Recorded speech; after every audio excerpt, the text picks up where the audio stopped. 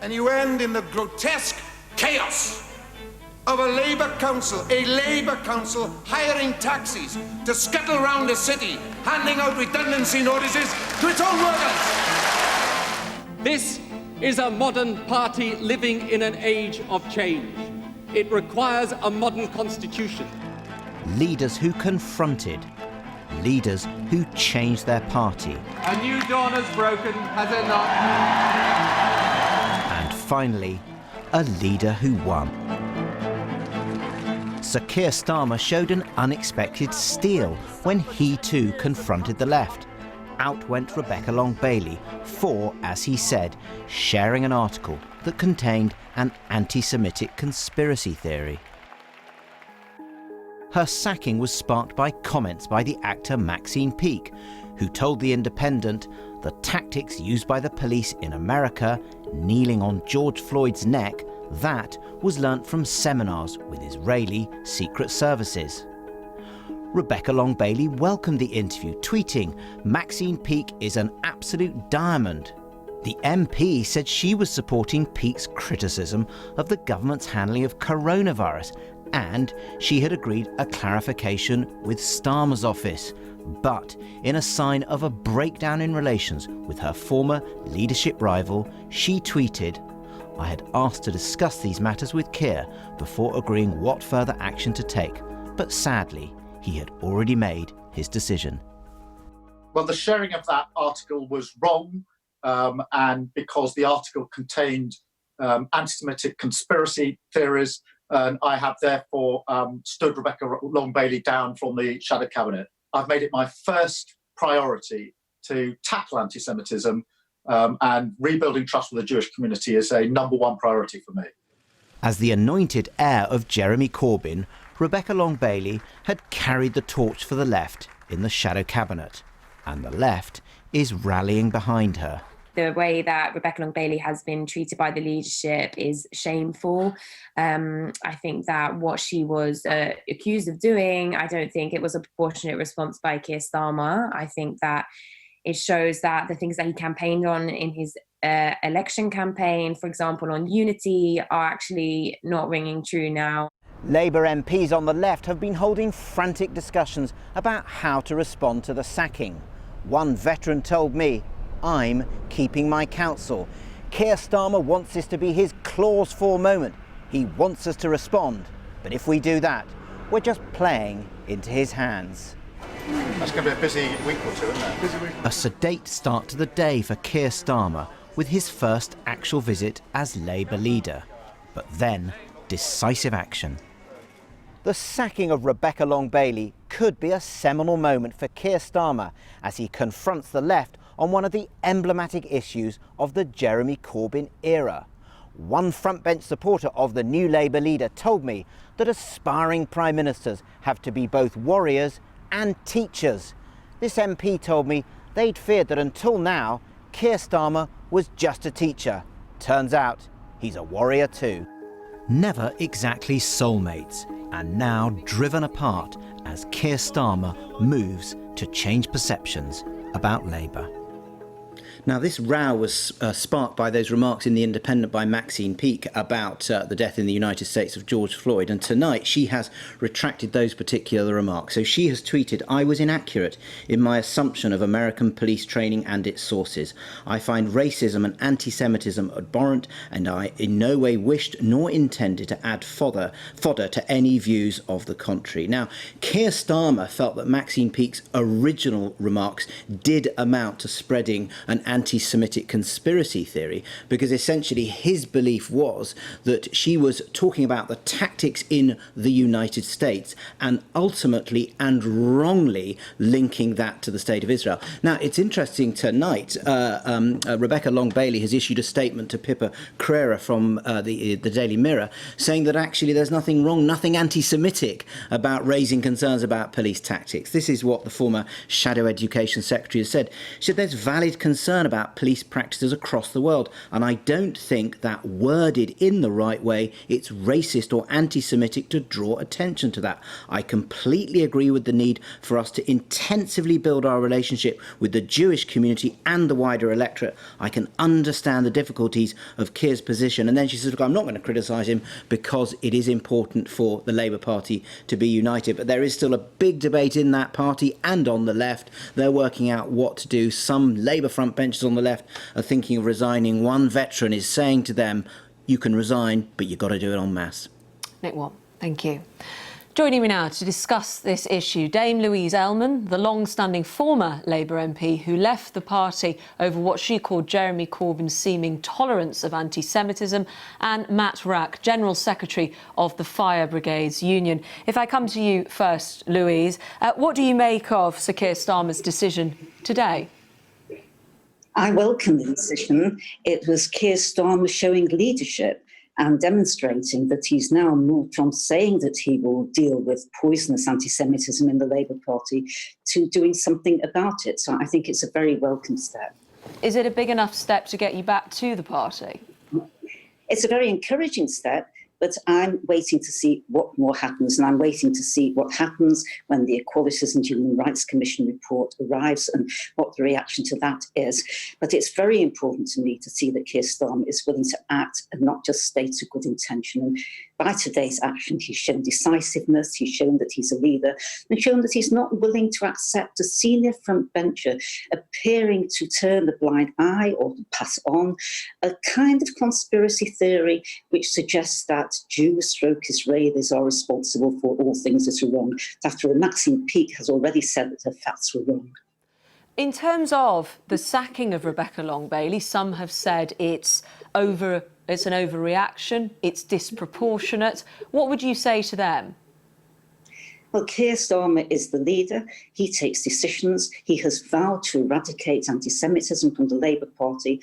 And today he's shown that he won't accept anti-Semitism in any form in the party's culture. But do you feel then, with that, you're waiting for that report, some say will be out next month, but do you feel that you're getting your party back? I see very welcome moves and I feel very encouraged, but I'm looking for more. You're looking for more, you're waiting for that report. The reason I ask about getting your party back is because, of course, Keir Starmer, promised, his slogan when he was campaigning to be leader was reform and unite. He promised unity. It seems like in some quarters he's sowing discord. Well, Keir Starmer was very clear that he wants to eradicate anti-Semitism from the Labour Party. And yes, he wants unity. I want to see unity, but that unity must be without any anti-Semitism being acceptable in the party. One of the problems of the Labour Party under Jeremy Corbyn, and one of the reasons we went down to such a dreadful defeat, was that anti-Semitism in its various forms became part of the culture of too much of the Labour Party, and that's what has to be changed. Is there anything else you're looking for the party, for him in particular, to do? I want to see complaints being addressed in a proper way. But above all, I want a Labour Party that just does not tolerate anti-Semitism, where people who are willing to go along with anti-Semitism feel that the party is not for them. I don't want a Labour Party where anti-Semites feel comfortable. There's a statement we were just reading out from Rebecca Long-Bailey this evening to the Mirror for that paper tomorrow. She says there's a valid concern about police practices across the world, and I don't think that worded in the right way, it's racist or anti-Semitic to draw attention to that. She's talking about that statement, which Maxine Peake has withdrawn and gone back on. And also that original tweet is still up there. In terms of Rebecca Long-Bailey, within the party, obviously still within the party, but not on the front bench. What do you make of her response? Well, the offending statement was not about police tactics throughout the world. That certainly is a very valid issue. And indeed, the people responsible for the murder of George Floyd were police officers in the United States. So that's a very valid issue to be outraged about. The problem was that there was a reference to the killing, the murder of George Floyd, and then an inference that this somehow was the responsibility of Israeli forces or the Israeli Secret Service. That's the part that's a conspiracy theory, and that's the part that must be challenged. And Maxine Peake herself has now withdrawn that and said she was wrong. Yes, she has, and a statement from the relevant force in Israel saying that that wasn't the case and those seminars hadn't been delivered. Let's bring in Matt Wrack, General Secretary of the Fire Brigades Union. Good evening. Good evening, hi. Surely when you hear what Louise has just had to say, you too think Sir Keir Starmer has done the right thing today? No, I don't think he's done the right thing. I don't think you've explored the issues behind the article in any great detail. Actually, I agree with Louise on some points of that. The issue of racism in the United States is something that is built into the history of the United States. It's built on the history of slavery, of segregation, and so on. And to the racism and racist violence in the United States has no need for foreign engagement for that to encourage. So that there are some concerns, but equally there is a valid concern, which I think is reflected in the statement you just read from Rebecca Long Bailey, about how police forces cooperate internationally. And this is something that predates the recent events, where clearly there are discussions between police forces about tactics, and indeed Amnesty International has raised issues around. Matt, do you know? Matt, I'm sorry to interrupt you, but do you know something that Maxine Peake doesn't? Because Maxine Peake has said she was inaccurate of her assumption of American police training. I think what's inaccurate is I've not seen any evidence that the tactic of placing the knee on the neck there's clearly no evidence that I've seen that links that to any meetings, dialogue, seminars between US police forces and police or other security forces in Israel. But there have been concerns raised around the militarization of policing in the United States. And surely that, I think Louise has just said, that is a valid area of concern. Matt, that's not what, Matt, we've got to stick to the debate. Let's just stick to the debate. That's not what this, hang on a minute. Issue is that Matt, seriously, you can't redefine the debate. The debate is around what was in that article. The person who said it has come away from it and said it wasn't true.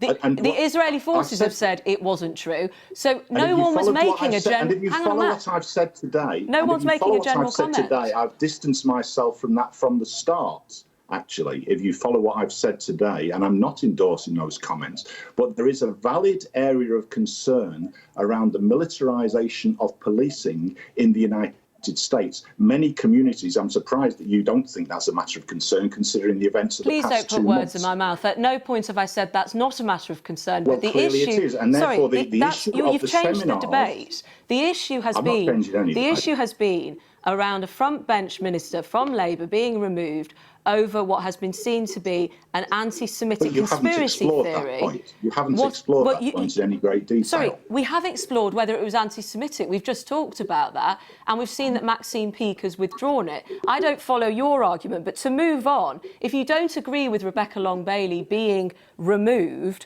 why don't you agree with that? Because you either don't think the article had an anti-Semitic conspiracy theory in it, or you don't think it matters. I don't think there has been any due process. I think it is an overreaction. I think this will be seen by many people in the Labour Party, both ordinary Labour Party members who fund the Labour Party, whose hard-earned pounds pay for Labour to run its campaigns, and the trade unions, who also pay a great deal to fund the Labour Party, that their views are being ignored. Keir Starmer ran a campaign. He appealed to Corbyn supporters. Indeed, former Corbyn supporters helped to run his campaign, and many former Corbyn voters voted for him because he adopted many of the policies of the Corbyn era, and he made an appeal for unity. And I don't think that today this will be seen as an action of somebody who is actually appealing for unity. And to hear endorsements from George Osborne or Tory ministers will not sit well with Labour Party members whatsoever. Thank you for your time there, Matt Wrack, General Secretary of the Fire Brigades Union. Well, in the myriad